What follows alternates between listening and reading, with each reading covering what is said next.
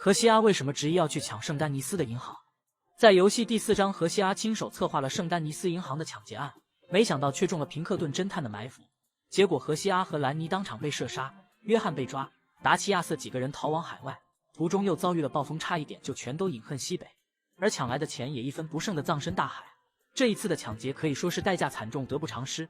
其实在行动之前，达奇对于这一次的抢劫有所犹豫，但在荷西阿的坚持下，最后还是实施了这次的抢劫计划。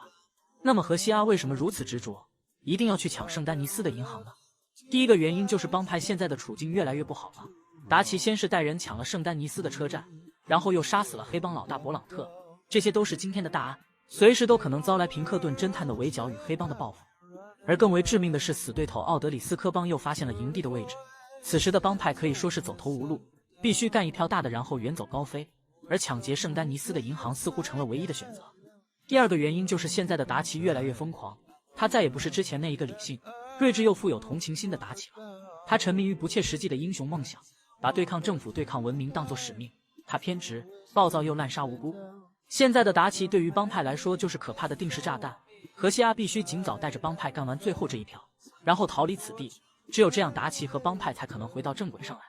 第三个原因就是荷西阿身体的状况。游戏里的荷西阿长期的剧烈咳嗽，说明他的身体已经患有严重的疾病，很有可能像亚瑟一样得了肺结核。荷西阿知道自己的时日无多，所以对于他来说，抢劫圣丹尼斯的银行就等于是临死前给帮派安排了退路，这是他的执念与温柔。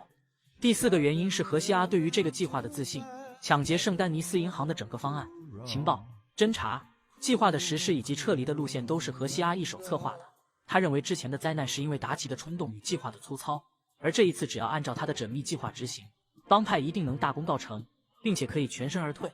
但遗憾的是，荷西阿千算万算，却没有想到平克顿侦探能这么快就来到圣丹尼斯，然后设下埋伏，给了帮派最致命一击。没有了荷西阿的束缚，达奇也就彻底的放飞了自我，帮派也最终走向了覆灭。